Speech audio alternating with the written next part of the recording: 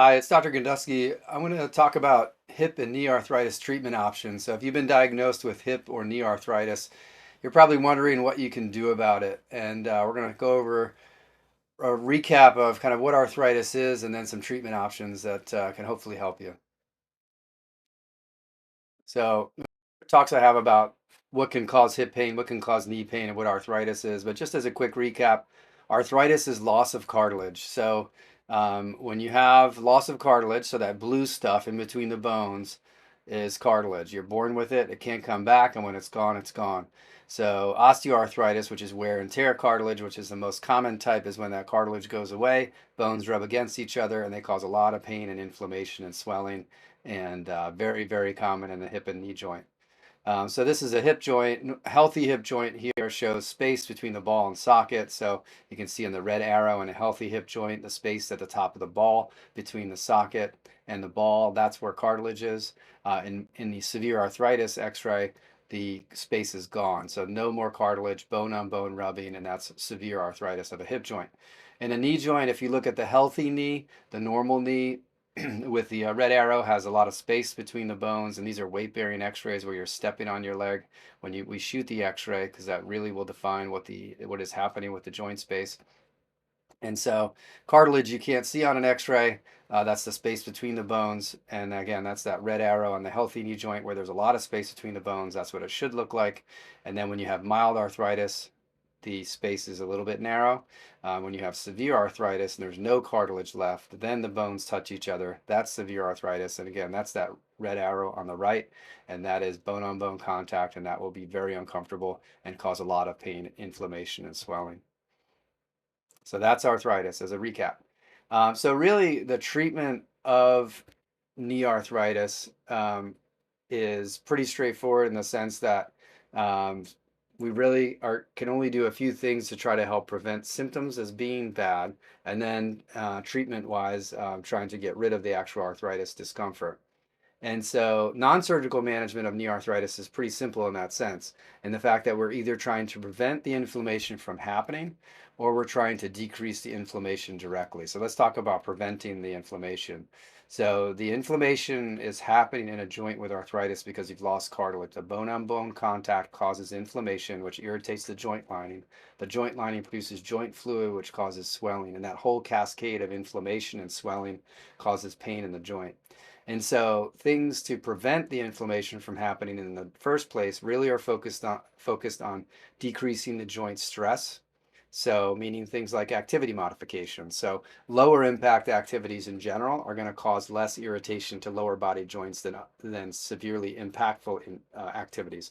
So for instance, things like biking and swimming, which are probably the most low impact on your lower body joints, are really good for people with hip and knee arthritis because they will not cause a lot of stress in the joint. Whereas running and jumping type sports and squats and lunges, those are really high impact and high stress on hip and knee joints, and those will tend to be really uncomfortable. So to stay fit and stay active, generally doing lower impact activities like biking and swimming and elliptical and rowing machines, those are going to help decrease inflammation that's occurring in somebody who has hip or knee arthritis. Weight control helps a lot. So as you can imagine, every single step you take on your leg, the force between the bones that's getting the pressure is directly proportional to how much you weigh. So taking weight off your body will certainly help decrease the stress in the joint and help decrease the inflammation that's happening and help your symptoms that way. Bracing can sometimes help. There's not really a role for bracing with hip arthritis, but with knee arthritis, sometimes a brace will help a little bit offloading the affected part of the knee joint. Overall, braces aren't incredibly useful and have not been proven to really help a ton with knee arthritis, but sometimes we'll use them for certain type of arthritis in some patients.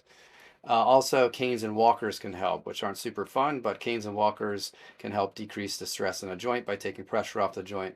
And really, those are all simple things, ways to prevent the inflammation from happening. Otherwise, we're trying to decrease the inflammation by treating the inflammation. And so when a joint does get inflamed from arthritis, we can do things like rest the joint. So take it easy on the joint, not put as much activity and revolutions through the joint and decrease the inflammation. Ice can help a little bit by cooling down the joint and decreasing the overall inflammation. Tylenol is a pain reliever. It is not an anti-inflammatory, but it can help with your brain's perception of pain and decrease pain overall. And Tylenol for arthritis can help decrease your discomfort a little bit with arthritic type pain. It is not incredibly powerful, but it can help a little bit, and that's something that we will use as an oral medicine to help. Nonsteroidal anti-inflammatory medicines, or NSAIDs, are anti-inflammatories. These medicines chemically decrease inflammation in your body, and there are many different types of anti-inflammatories. There are things you've heard of before, like Aleve and Advil, and then there's prescription anti-inflammatories, things like Celebrex, Meloxicam, Voltaren, which is diclofenac. All of these medicines decrease inflammation. Some of them are over the counter. They have a little bit different risk profile, but for the most part, they all do very similar things, which is decrease systemic inflammation in the body, including in arthritic joints, and they can help with joint pain. Um, the more common over-the-counter ones, things like Aleve and Advil, are also known by other names. Aleve is naproxen, and Advil is Motrin or ibuprofen, just so you know. So those are options to help decrease inflammation in patients who don't have any contraindications to them, which generally include things like stomach ulcers, GI bleeds, and kidney issues. On top of all of those types of things, we can also think about things like injections. So injections can help decrease the inflammation in a joint directly. The most common type of injections are steroid injections. Steroid injections or cortisone injections are usually what's called Kenalog, which is an injectable steroid. And steroids basically exist in two forms. Steroids are either testosterone derivatives, which help build muscle, or they are potent anti-inflammatories. So the anti-inflammatory steroids is what we use when somebody has arthritis. Anti-inflammatory steroids decrease inflammation by decreasing the irritation of the joint lining, which decreases joint fluid production and calms the joint down and makes people feel better. So these are really common injections. They're the ones that have been around the longest, the most proven, and the most beneficial injections for arthritis in the joints. Knee joint injections tend to work very well at decreasing pain and inflammation for a short period. Obviously, these injections do not solve the problem that the cartilage is gone, and they don't cure the knee arthritis, but they will generally help for some time period. Eventually, when the arthritis gets really severe, then these injections, steroid injections and other injections, become not useful. Hip joint injections don't tend to be as useful as knee joint injections. The hip joint is a large, very powerful joint, and it really doesn't have much fluid in it, and it's also a deep joint. So those injections are more invasive, and they tend to not respond as well to injections. So there's some situations where we'll use steroid injections in hips, but for the most part, we tend to not use them as commonly as knee joint injections, where they are more useful. You may have heard of gel injections. There's a bunch of different names for these types of things, and there's a lot of trade names to them. Many companies make these things for the knee joint because knee arthritis is so common. The theory behind gel injections is that there are really thick substance that goes into the joint and helps lubricate the joint or increase the viscosity of the knee joint fluid. And that was the kind of the theory behind them. They've been around for a long time. The results of them are mediocre. In general, most studies show no benefit of gel injections over steroid injections, with steroid injections being better. And overall, gel injections have some role in patients with knee arthritis, but the results are overall mediocre, and really we have to weigh the pros and cons and risks and benefits of these type of injections to really decide if they're worth even trying in most patients with knee arthritis. You'll also maybe hear about other injections like PRP and stem cells. PRP is platelet-rich plasma, which is basically blood that's taken and spun down to get the plasma, which is the yellow part of your blood. That has some anti-inflammatory effects in it. At this point, there's not a lot of information that PRP injections work well for arthritis. The anti-inflammatory effect is relatively mild, and patients generally do not tend to do as well with this injection as steroid injections, and therefore PRP injections are still relatively very rare in the sense that they're really not the greatest idea. Insurance companies don't cover them, they can be expensive, and the results aren't very good in studies, and so we do not use these very commonly. It's really similar for stem cells. Stem cells are pluripotent cells, which means that there are cells that can become different things. There's different ways to get stem cells, And stem cells are revolutionary for cancers and areas where we're trying to differentiate cells into different types of things. There's been no evidence that stem cell injections can help regenerate cartilage. And in arthritis conditions at this point, stem cell injections have not shown really much of any benefit. And again, these can be incredibly expensive and not covered by insurance. And because they are not generally as useful as other injections, these are really not something that I recommend people at this point spend their money on. That's things we have to treat the inflammation of the arthritis. So we're basically trying to decrease the inflammation that's happening.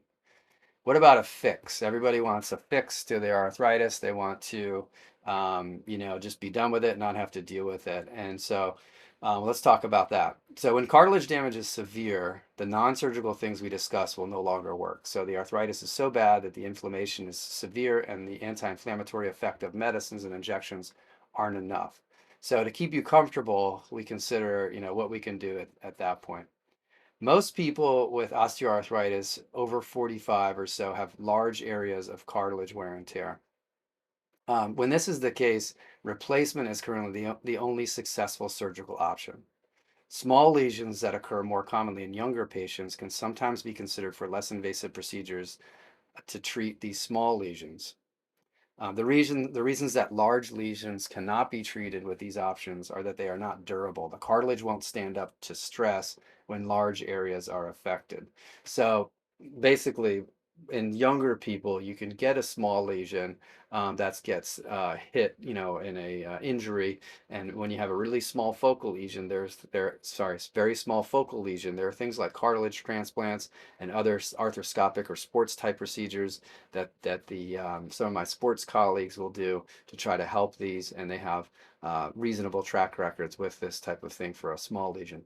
Older adults with osteoarthritis always have large areas of cartilage loss for which those options are not possible and they do not work. And so then we really need to talk about the only way to actually fix a large area of cartilage loss, which is resurfacing the end of the bone, which is a replacement. So let's talk a little bit about replacement.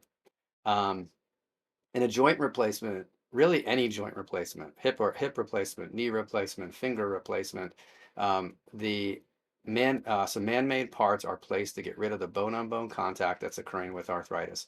So this is the hip replacement. So hip with arthritis is shown, and that's a ball and socket joint with worn out cartilage and no more cartilage at the top of the ball and socket joint.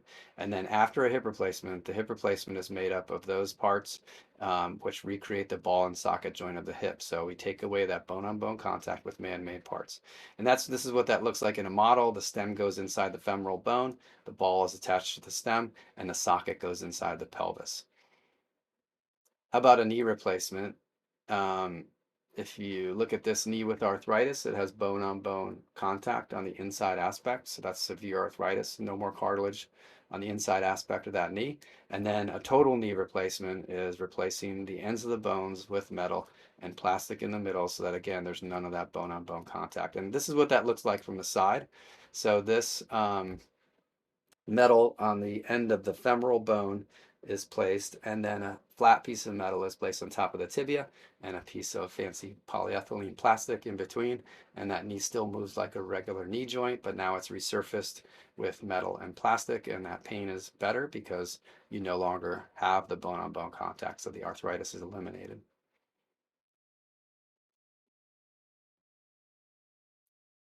You can find out more information about treatment options as well as just hip and knee arthritis topics and hip and knee replacement at these websites, my website, as well as trusted websites like the American Association of Hip and Knee Surgeons and the American Academy of Orthopedic Surgeons. Remember, just trust objective websites with some good information from good sources and avoid places that have anecdotal information that are not trustworthy. Thanks. Hopefully this was useful a little bit to learn about some treatment options for hip and knee arthritis. I would say a lot of patients would love for there to be more options for hip and knee arthritis.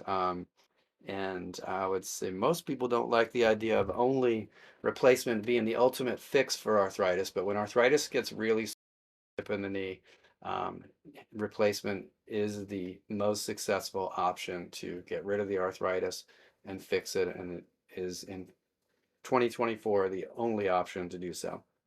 And so that is why they are some of the most common surgeries in America. Millions of Americans having hip and knee replacement these days, and in general, it's a reliable fix for patients. You can learn more about some of these topics, including more information about hip and knee replacement at those websites, including some talks on my website. Okay, thank you.